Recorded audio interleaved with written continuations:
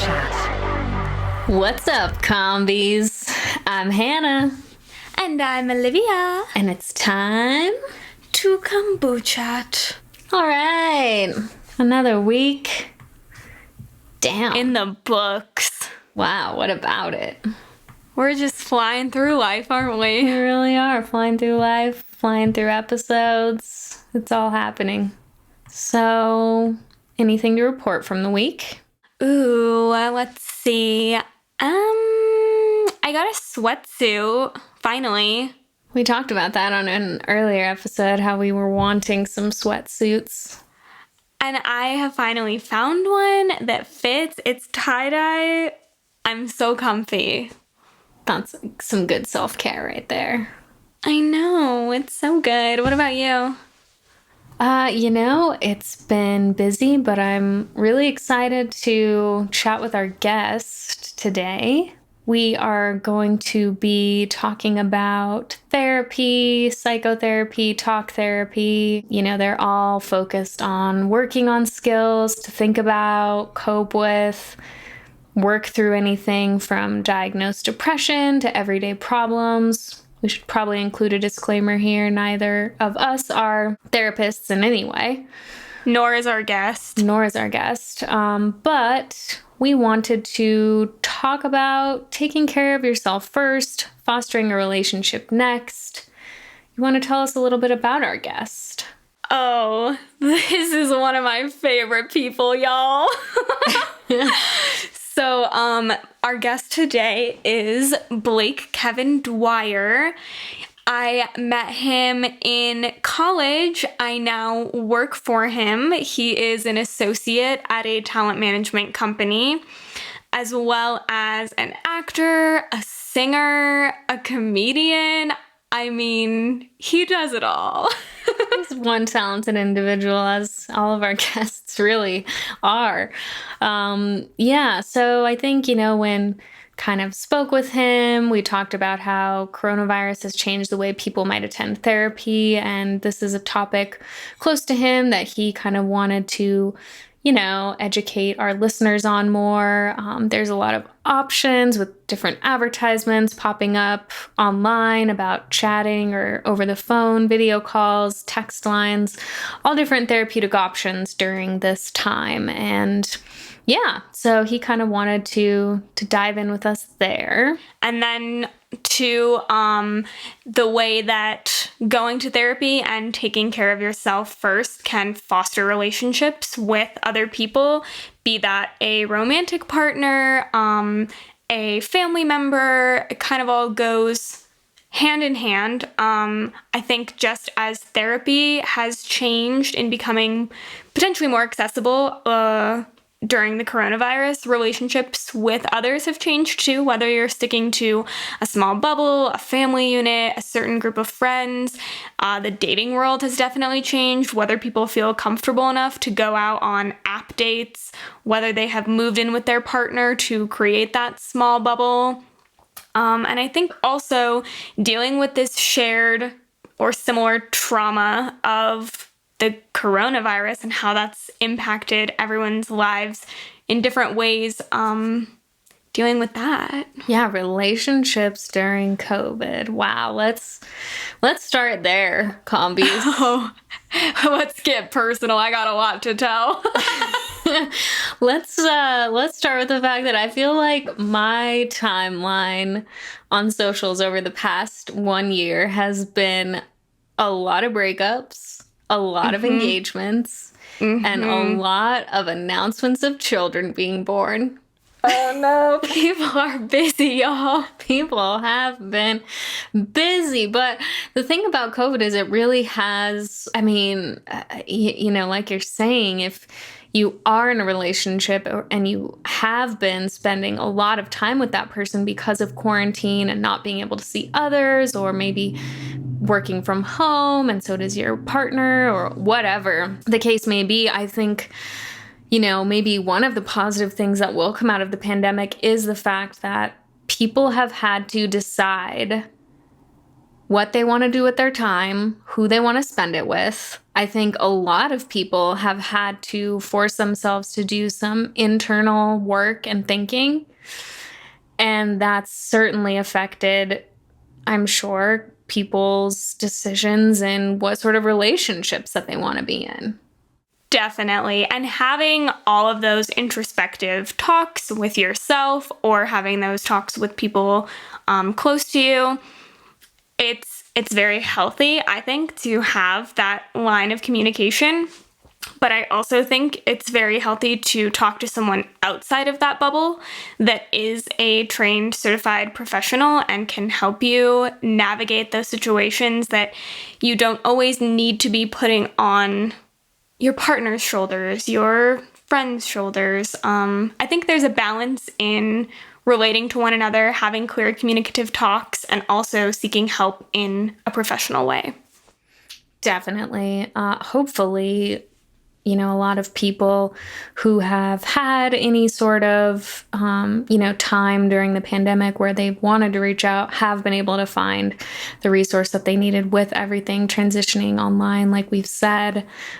If not, then this might be a good episode for you to listen to, opportunities to do that, which Blake will touch on. In general, we kind of, we're big supporters of doing internal work, doing reflection practices, doing self-care. Of course, we're all about the hustle when it comes to, being motivated in things we want to do and doing them and executing. But at the end of the day, there's a lot of importance in seeking therapy, doing internal work, keeping a journal, and really taking a look at your relationships and what they look like with family and friends and significant others and how you want them to look. Maybe they haven't looked how you wanted over the past year, and that's forced you to make some tough decisions. Ghost people. Maybe. Or that. Oh, yes. I've been clicking mute on social media, Sometimes you gotta click mute. Ooh, sometimes you do gotta click mute. Do what's right for you. Absolutely. Yeah, I feel like that can be a big criticism that people our age and younger get. Is like, oh, it's... you all just want to press block or press mute and not have to face your problems. I don't know. I feel like I've read stuff about this in Vice and other places. Yeah. It is so different, right? Because people really used to have to just maybe interact with people that they didn't want to in some way before social media. But social media gives you so many decisions on how you do want to curate online relationships. And sometimes that means muting. Sometimes you gotta declutter your feed. Yeah, and I really don't see that as a bad thing. I guess the way I would see it as a bad thing is if you're choosing to do that in a way that's really closed-minded, where you're choosing to do it so that you don't have to hear people who think differently from you. I do think echo chambers and social media can be a really dangerous thing. But I think when it comes to your mental health, you should make the decisions that are right for you. And that can mean, curating those feeds accordingly. But don't mute us because we love you. Always. So I guess we'll go ahead and get started. Let's do it. All right, Blake, welcome. Oh my goodness, thank you. Hello. Yes, we're so excited to have you here today. Thank you so much for having me. Big fan of not just the podcast, but also kombucha as a consumer of the liquid. Oh, good. We love to hear this. So as we briefed our guests, we're talking about therapy today. We're talking about love. So I guess the first place that I want to start is kind of where I dove into finding therapy. I actually started attending the free therapy offered by LMU over the summer when I was heading into my senior year. I generally felt like I needed some direction, needed an outlet, needed some guidance, and that was kind of my first experience with professional talk therapy. So I guess my first question is, when do you know it's time to reach out for professional help versus when you can just talk to maybe a close friend or a mentor about it? Sure. Yeah. Well, I'll preface this by saying I am not a therapist or a psychologist or a psychiatrist, but I started doing therapy when I was 9, 10. Okay.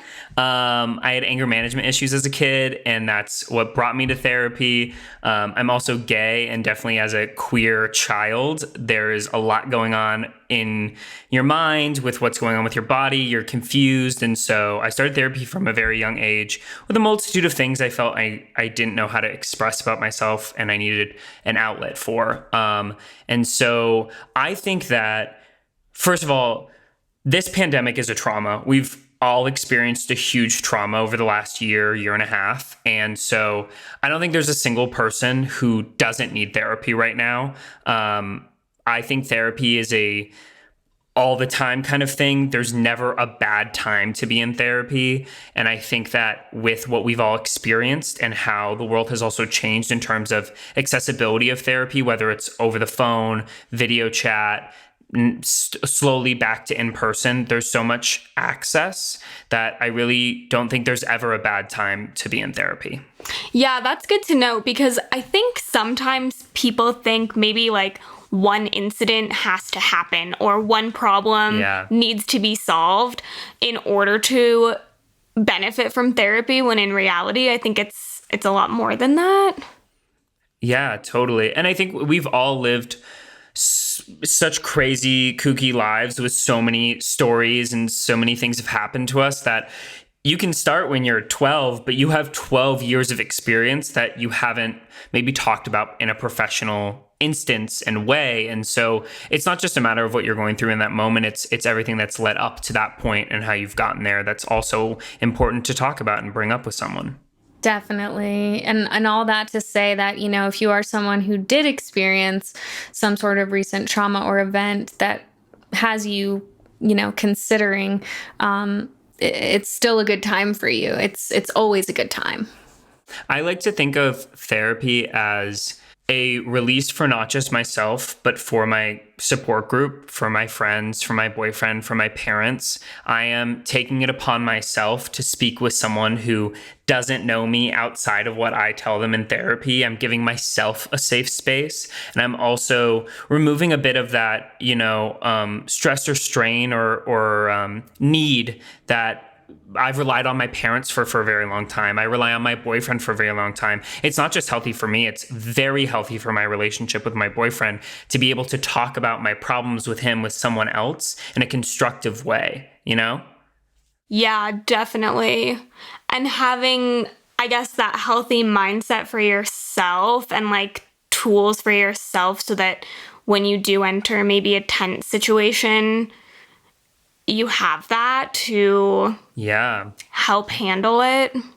Especially when I was young, it was all about like tricks when I get upset, like count to 10 and go to your room, separate yourself from the problem. Like there were all these tricks I learned when I was really young that definitely like carried into my life in very different ways, not just the matter of like count to 10 and breathe and all that kind of stuff, but really just like knowing my surroundings and knowing how I react. Because you never talk about yourself and the way you react to things based on someone else's question. And that may have sounded confusing, but the way a therapist phrases a question is not how you would phrase it to yourself. Right? So I'm not going to phrase to myself, like, why am I reacting this way? Here's how I'm reacting. But if a therapist says it in a certain way, it's a different perspective and a different way of looking at it that I probably wouldn't have seen myself. And probably my friends or my parents probably wouldn't have asked the same way either. So you're getting this kind of separate perspective and angle into your own experience that allows for you to answer questions in a way where you're like, Oh, yeah, I never thought about that, even though we're talking about me and how I react to things, you know? That kind of gets me on the question of how do you know when you have found the right therapist? Because I feel like, so many people have had experiences where maybe even the way those questions were asked triggered them, or they weren't finding it constructive, or, whatever. There have been a lot of different experiences for people, right? So how do you know when you've kind of made that connection? You're like, wow, this is the right therapist for me. Yeah. So in my lifetime, I've had upwards of 10 therapists. So, and by that, I mean like people who I've gone to more than once. But the number of therapists who I've probably gone to once or had an initial conversation with is closer to 20 to 25 in my lifetime. Okay. You gotta date. Like, it is like dating. You cannot just like meet a therapist and go, you're the right one for me. You gotta take the phone calls. You gotta take the initial meetings, because you never know. And although they've all been trained in a very similar way, they all have to be certified and go through the educational system to become a therapist. Every experience is different. And my current therapist is a gay male, but I started with a straight female. And like, I think that we change over time, and each therapist can give us kind of different things and tools to use. And we outgrow our therapists, and we outgrow the experience, or we think we wanted one thing, but really we needed something else in that moment. And so I view therapy as dating. Like, you're not going to be with the same one for your entire life. If you find one that's that amazing and great, hold on to it. Hold on to it tight, and like keep working on it. But I think there's definitely a beginning, middle, and end with most relationships with therapists. And I think that it's important to know that just because you had that initial meeting doesn't mean that that's the right person for you. I'd say at least 3 when you're starting out. Take at least 3 meetings to be able to compare and contrast. I think that's great, especially if people are feeling like therapy isn't quote unquote working for them, or maybe they feel that they have plateaued with a certain therapist. Being able to look at that not as therapy isn't right for me, but maybe this therapist isn't right for me right now. A perfect example of that is I restarted therapy after I graduated college. For like the 3rd time in my life. I was relying quite heavily on my parents for support. Like, not only was I just graduated, I was a theater major. Like, I didn't have a job. Like, there were a lot of new moments and chapters going on in my life at the time. And my parents were kind of like, I really do think you need a therapist. And so what that therapist did for me in that moment was create a stable environment for me to understand how much change was going to happen in that year and how much change I had been going through. And that it was the first time in my life that I was really by myself, that I really didn't have structure. I didn't have school. And that led to me reaching a point where I was able to like accept and have a boyfriend, to be ready to like accept love and have love. And when the pandemic hit, I had my boyfriend. I was in a really solid place, and my therapist was a little bit older and not really ready to do some online work. And my relationship with him ended. And it wasn't until a little bit later in the pandemic that I was like, you know what? I need a new therapist. And I went through 4 before I found the one I'm currently with now, who I've been with for about 4 months. That's such a good example. I feel like that's really going to help people understand that, you really do have to put yourself out there in some ways. I know I see a lot of memes and stuff like, I don't want to have to tell someone my life story over and over. What do you have to help with that? I think it's really interesting, right? Because it's almost like a job interview, especially at the start, because you are projecting to them how you view yourself. Mm-hmm. They're like taking it in and trying to formulate an opinion or formulate what they think might need to be worked on. But like, you're really presenting what goals and how you're feeling about yourself and the way you view yourself. I found through doing that with multiple people, what stuck and I repeated multiple times versus what changed when I kept kind of talking about myself and being like, when was the last time I introduced myself and was told like, go ahead, How do you identify? Who are you? Like, what's your life? What's the problem? Because when you do that, when you like start at the very basic beginning of just like analyzing your own life and yourself, ooh, honey, you're gonna discover some stuff. You are gonna discover some stuff. So I think it's great, and I think it's really helpful. Yeah, it sounds like you take a very active stance on it that I don't think everyone might think about, like going into it with a goal or going into it with something that you already know, like you want to get X out of Y. And that I think is a really interesting point. One of the things I express to my therapist now is that I want to leave every session feeling like I have something to work on. And not all therapists work that way. That's a very specific thing to ask for, because a lot of people just want to be able to vent, get all their stuff out, and not even really get a lot of opinions or questions or whatever it might be. And I haven't always been that way, but I realized what I needed was tangible exercises, tangible thought processes to take with me for the week and try and apply it. And whether I was successful or not, that's not the point. The point was that's what I wanted and I needed. And that therapist was able to give that to me at that time. And so that's what I'm working on right now. You mentioned that seeing this therapist after college really prepared you to be in a relationship, take care of yourself first, take care of someone else when you were ready. Tell us a little bit more about how having that healthy mindset impacted you to be strong and comfortable and ready for a relationship.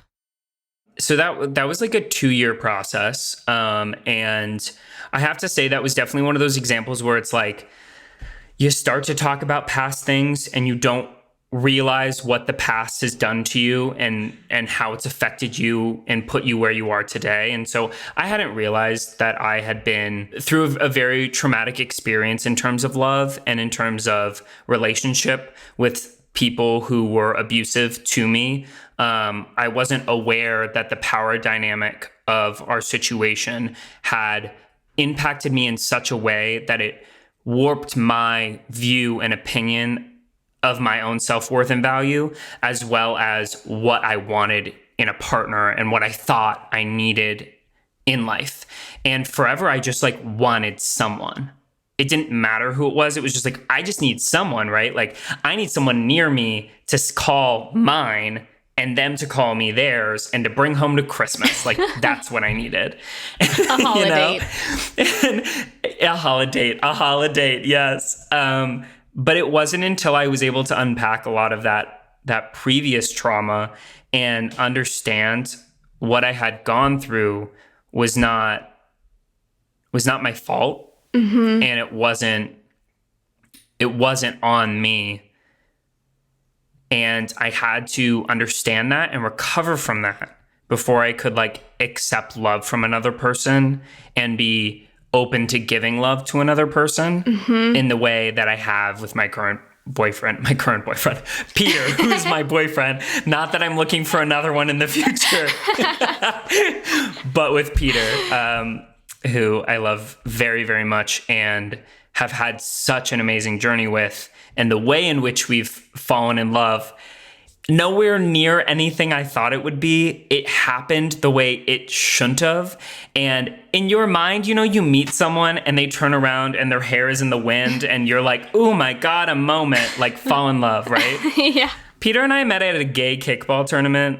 We hooked up the first night we met and then thought we were never going to talk to each other again. Oh my gosh. Like completely different than what I thought I was looking for or it needed to be in that moment. Mm-hmm. It was so much better. It was so much better because I was ready for it.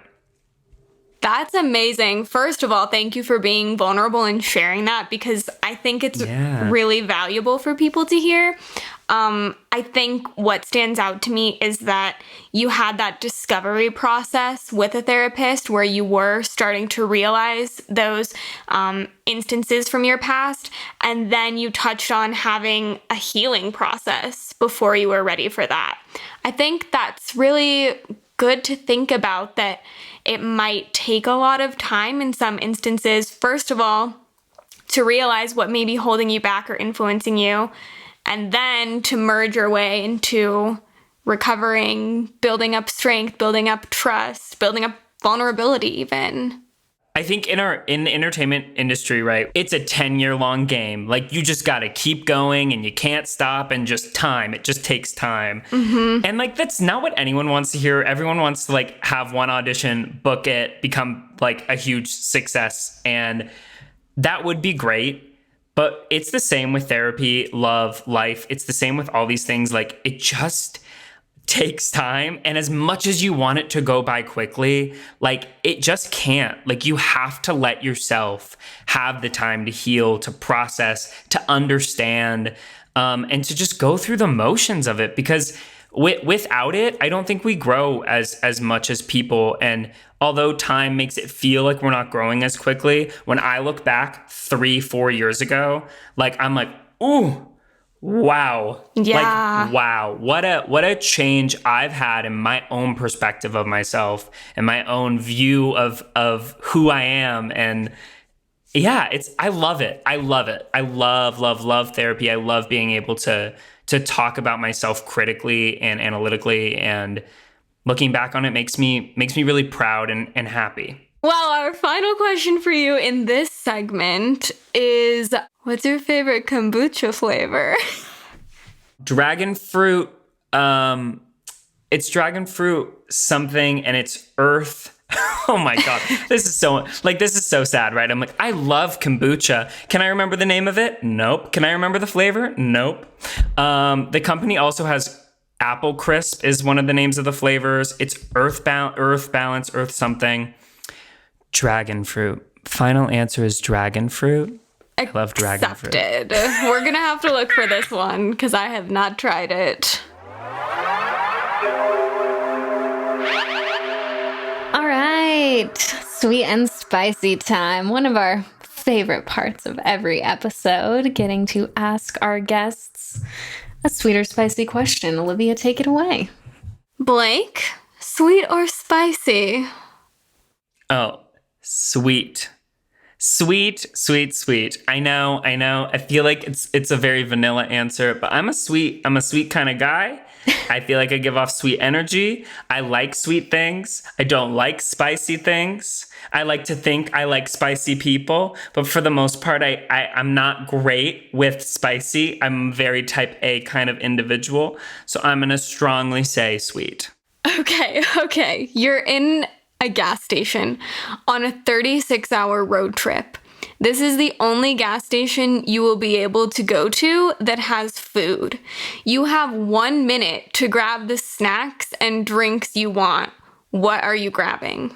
I'm grabbing Chex Mix. I'm grabbing the Starbucks drinks that are in the containers that are in the fridge, the like Frappuccino, premixed, whatever it might be. My man. I'm definitely grabbing some Cheetos. I'm grabbing every candy bar I can get my hands on, mostly specifically like Starburst, Skittles. I like fruity things. If there are any Airheads, I'm going to grab them. I already said Chex Mix, but I'm going to grab another bag of Chex Mix and Goldfish. And then they also put Oreos in those rectangular long tubes. I'd grab one of those and a Slurpee. I love it. Wow.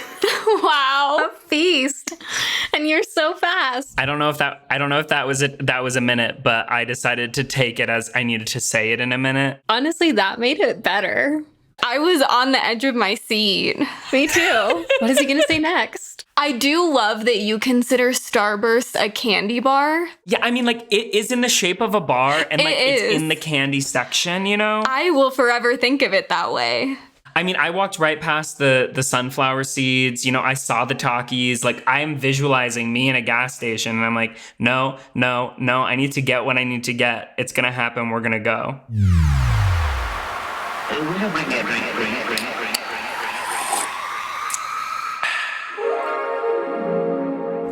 Okay, what do we got today? Today, we have a Rowdy Mermaid. We've talked a little bit about them. Yeah, Colorado brand previously. Delicious in a can. And today's flavor is the Calm Alpine Lavender. Zen me out. With lavender and elderflower. Wow. Okay, so, as far as branding goes, we've discussed them before. Very clean look. This one's got a purple mermaid fin on it for the lavender. It's cute. Super cute. And sugar content on this, 9 grams a can. That's low. Mm-hmm. That's nice. That is low. I just noticed they have a cute little recycling phrase. Take me somewhere wild, return me somewhere responsible. Oh my god, I will. I love that. That's adorable. Okay, shall we give it a go? Let's do it. That little pop I top. love that pop top. Okay, so off the bat, kind of clear, almost looks like champagne colored. It does. Right? And bubbly. We like that. I love champ. Ooh, smell that.